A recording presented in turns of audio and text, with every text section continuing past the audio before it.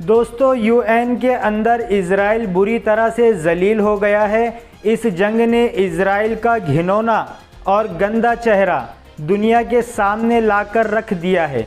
भले ही मुसलमानों की नफ़रत में लोग मजबूरन इजराइल का साथ दे रहे हैं, लेकिन इजराइल के चेहरे को वो पहचान चुके हैं कि ये चेहरा कल हम पर भी भारी पड़ सकता है। मैं आपको बता दूं कि यूएन के अंदर इजराइल का जो इन्वॉय है वो बयान देते देते इतना बौखला गया कि यूएन की औरतों और लड़कियों को वो बेशरम कहने लगा। जी हाँ दोस्तों, शेमलेस कहने लगा कि इजराइल के साथ जो हो रहा है वो आप नहीं देखते, जो इजराइल पर गुज़र रही है, जो इजराइल के ऊपर बीत रही है, उस पर आप कुछ नहीं कहते, एक तरफ़ा आप बात करते हैं। अभी इजराइल के इन्वॉय की बात पूरी भी नहीं हुई थी कि बीच में ही चीन के जो इन्वॉय थे, जो यूएन की प्रेसिडेंसी कर रहे थे, उन्होंने बीच में ही इजराइल को नंगा कर दिया और कहने लगे कि आपको जो भी कहना है आप कह सकते हैं, लेकिन कम से कम यूएन में बैठी महिलाओं का सम्मान कीजिए।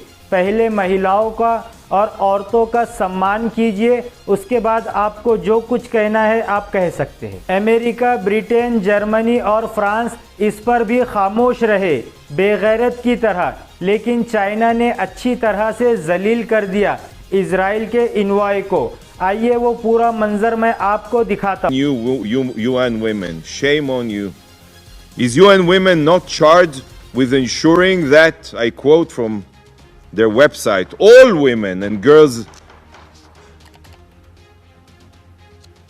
尊敬的以色列代表，我想提醒你，你可以在发言中完全表达你的不同意见，但请对会议所邀请的同胞人保持起码的尊重，这是安理会的一贯的惯例，也是大家都应该遵守的规则。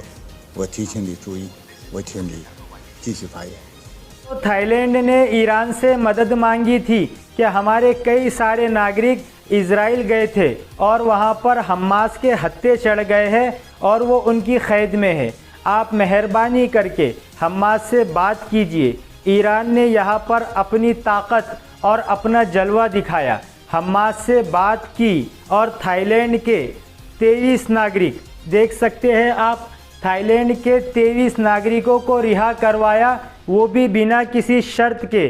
थाईलैंड ईरान से बहुत खुश है। वही मैं आपको बता दूं कि यूरोप यूनियन की पार्लियामेंट में आयरिश यानी आइलैंड की एक एमपी ने पूरी दुनिया के मुंह पर थूकते हुए कहा कि जो दुनिया खामोश है, जो सीज़ फायर की मांग तक नहीं कर रही है, इसी वजह से नेतन्याहू और उसकी फ़ौज वॉर क्राइम कर रही है और जेनोसाइड कर रही है। ये सुनिए। To call for a ceasefire.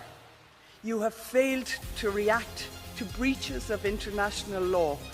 Gaza is in ruins while settlements in the West Bank continue to expand. Netanyahu and his far-right government are emboldened by your silence.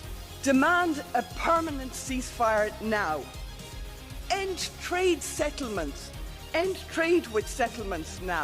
मेरे दोस्तों, इजराइल के ख़िलाफ़ हल्का सा पाला चेंज किया है पाकिस्तान ने। इजराइल के नेता ने जब परमाणु हमले की धमकी दी तो सारी दुनिया बौखला गई और गुस्सा फटने लगा। ये इजराइल की तरफ से एक बहुत बड़ी गलती थी। रशिया ने मांग की है कि जांच होनी चाहिए कि इजराइल के पास परमाणु हथियार है या नहीं है, अगर है तो कितने हैं और कब से है। तो तुर्की ने भी इसको सपोर्ट कर दिया है। तुर्की तो अलग ही लेवल पर बोल रहा था बार बार कि इसकी जांच होनी चाहिए। तुर्की और रशिया के साथ अब पाकिस्तान भी उतरा है। पाकिस्तान ने भी साथ दिया है तुर्की का। हाँ, जांच होनी चाहिए कि इजराइल के पास परमाणु हथियार है कि नहीं है। यही बात ईरान भी बहुत पहले से ही बोल रहा था कि इजराइल की जांच होनी चाहिए। डेनमार्क के प्राइम मिनिस्टर ने भी बहुत बड़ी बात कह दी है। जो अब तक खामोश थे अब उन्होंने कह दिया है। उन्होंने कहा है कि गाज़ा और गाज़ा के लोगों की बहुत हालात दिल को दुखाने वाली है, दिल तोड़ने वाली है। हालात बद से बदतर है। ज़्यादा से ज़्यादा वहाँ पर मदद पहुँचनी चाहिए और वहाँ पर मदद की बहुत ज़रूरत है। मुर्दा मोरक्को की अवाम अब जाग गई है और वो समझ गई है।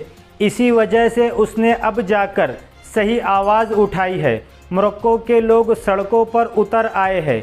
उनकी मांग और उनका कहना है कि जब से मोरक्को ने यानी हमने इज़राइल के साथ नॉर्मलाइजेशन किया है तब से इज़राइल और खूंखारी पर उतर आया है। इसी वजह से उसने अपनी सारी हदें पार कर दी है गाज़ा पर जुल्म व सितम ढाने की। लिहाजा हमारे रिश्ते उसके साथ ख़त्म हो जाने चाहिए। हमारा देश उससे पूरी तरह से दूर हो जाना चाहिए। मेरे दोस्तों, इज़राइल का भारी नुकसान इस जंग की वजह से हुआ है। मोटा मोटा मैं आपको बता देता हूँ, जैसे कि इज़राइल क़र्ज़े में पूरी तरह से डूब गया है। इज़राइल की इमेज पूरी तरह से ख़राब व बर्बाद हो गई है। इज़राइल के सैनिकों का भी इस जंग की वजह से बहुत बड़ा नुकसान हुआ है। 80 से ज़ायद सैनिक इस जंग की वजह से मारे गए हैं। लेकिन इज़राइल ये तमाम नुकसानात अपने छुपा रहा है अपनी इज़्ज़त बचाने के लिए। आज की रिपोर्ट में इतना ही। मिलते हैं अगली खबर के साथ। अगर आपने अभी तक हमारे चैनल को सब्सक्राइब नहीं किया है तो चैनल को सब्सक्राइब कीजिए, रिपोर्ट को ज़्यादा से ज़्यादा शेयर कीजिए। मिलता हो अगली रिपोर्ट में, तब तक के लिए अल्लाह।